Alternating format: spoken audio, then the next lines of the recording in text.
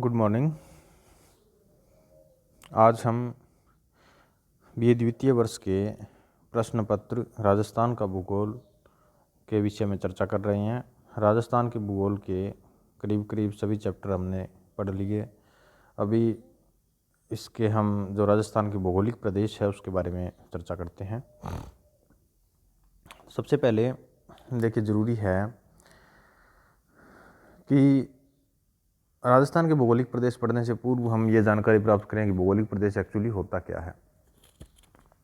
तो देखिए, भौगोलिक प्रदेश का मतलब होता है, एक होता है भौतिक प्रदेश और एक होता है भौगोलिक प्रदेश।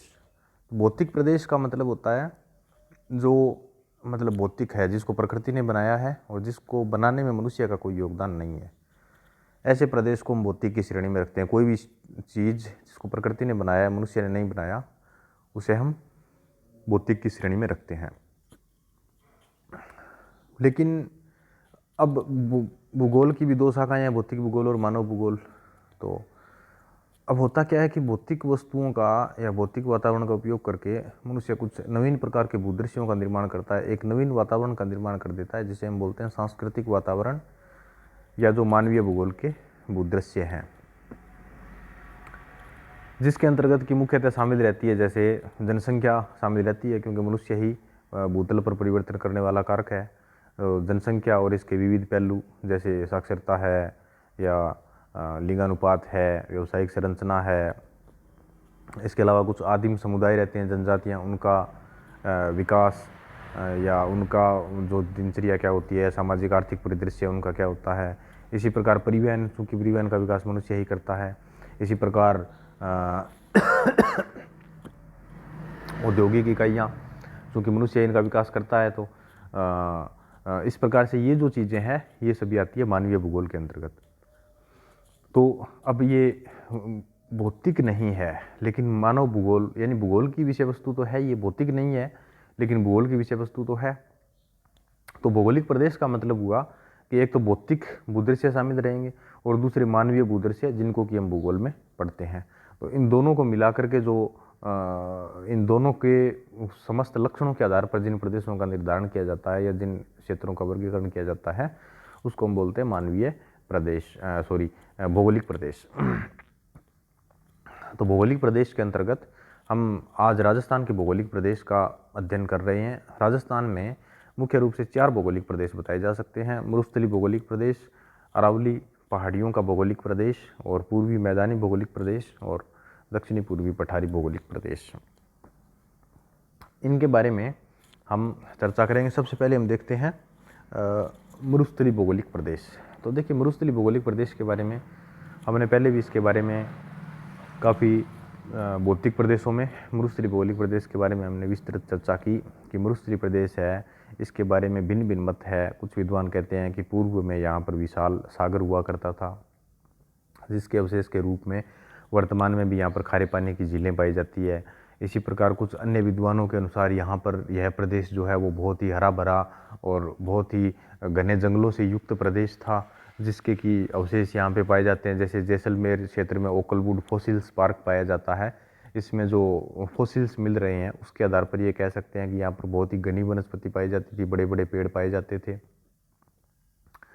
तो इस प्रकार से यानी यहाँ वर्तमान से जो दृश्य है वो पूर्व में बिल्कुल भिन्न था। इस बात पर सभी विद्वान सहमत हैं कि वर्तमान के जैसी दशाएं यहाँ पर नहीं थी। कालांतर में क्या हुआ, दक्षिणी पश्चिमी जो हवाएं हैं जो कि गुजरात के कच्छ के रण की तरफ से आई, उन्होंने यहाँ पर बालू मृदा का विस्तार कर दिया। अत्यधिक पशु चारण के परिणाम स्वरूप हरा भरा जो प्रदेश था वो मरुस्थली प्रदेश में तब्दील हो गया। तो इस प्रकार से ये मरुस्थल यहाँ पर बन गया। कुछ विद्वानों के अनुसार, जैसे सिरिल एल फोक्स वगैरह जो विद्वान हैं, उन्होंने इसका विस्तृत विवरण दिया है। तो यानी यहाँ पर पूर्व में जब घने जंगल पाए जाते थे तो जीव जंतु भी इसी प्रकार के थे जो घने जंगलों में रहते हैं। राइनोसिरास वगैरह जीव यहाँ पर विचरण किया करते थे। अब ये मरुस्थली प्रदेश बन गया। इसके पश्चात हम इसकी भौतिक संरचना के बारे में देखते हैं। तो भौतिक संरचना के बारे में हमने पहले विस्तृत अध्ययन किया है कि मरुस्थली प्रदेश एक बालुका स्तूपों युक्त मैदान है, जिसमें यत्र तत्र बालुका स्तूप पाए जाते हैं। कहीं कहीं पठारी मरुस्थल भी पाया जाता है, यानी पहाड़ियाँ या पथरीला मरुस्थल भी पाया जाता है कहीं कहीं पे, जैसे जैसलमेर पोखरण का एरिया है यहाँ पे। और बाकी समस्त मरुस्थलीय प्रदेश है वो बालू का स्तूपों युक्त मैदान है। बालू का स्तूपों का भिन्न भिन्न स्थानों पर भिन्न भिन्न आकार है। कहीं पे अनुदैर्ध्य बालू का स्तूप पाए जाते हैं, कहीं पे अनुप्रस्थ बालू का स्तूप पाए जाते हैं, कहीं पे तारा आकृति के बालू का स्तूप पाए जाते हैं, जैसे जैसलमेर के मौनगढ़ क्षेत्र में। कहीं पे बरखान पाए जाते हैं, जैसे बीकानेर क्षेत्र में, डूंगरगढ़ वगैरह में। तो इस प्रकार से ये इसके तापमान वगैरह के बारे में भी हमने चर्चा की। तापमान यहाँ पे सामान्यतः गर्मियों की ऋतु में उच्च रहता है और सर्दियों में काफ़ी न्यून रहता है। तो यहाँ पर तापीय विषमता अधिक पाई जाती है। दैनिक और वार्षिक तापीय विषमता जो है वो काफ़ी अधिक दृष्टिगोचर होती है। मृदा यहाँ पर बालू का स्तूप पाई जाती है, बालू का मृदा पाई जाती है, जो कि मध्यम से मोटे कण तक की बालू का भिन्न भिन्न स्थानों पर भिन्न भिन्न प्रकार की है। प्राकृतिक वनस्पति के रूप में हमने देखा कि यहाँ पे झाड़ियाँ वगैरह ही पाई जाती है। कोई बहुत ज़्यादा वनस्पति का विकास यहाँ पे नहीं हो पाया। जो जीरोफाइट्स वनस्पति है वही यहाँ पे विस्तृत है। अब हम इसका जो मानवीय परिदृश्य देखते हैं, या कल्चरल जो है वो इसका एस्पेक्ट्स क्या है उसके विषय में हम चर्चा करते हैं। तो देखिए यहाँ पे चूंकि संसाधन बहुत सीमित मात्रा में पाए जाते हैं और विशेष रूप से जल की कमी है और जलवायु जो है विषम प्रकार की पाई जाती है, इसलिए स्वाभाविक सी बात है कि यहाँ पे मानव संसाधन बहुत ही कम है। यानी मनुष्यों का जनघनत्व यहाँ पे काफ़ी कम पाया जाता है, क्योंकि जीवन के लिए इतनी अनुकूल दशा नहीं है, इसलिए कम लोग निवास करते हैं यहाँ पे।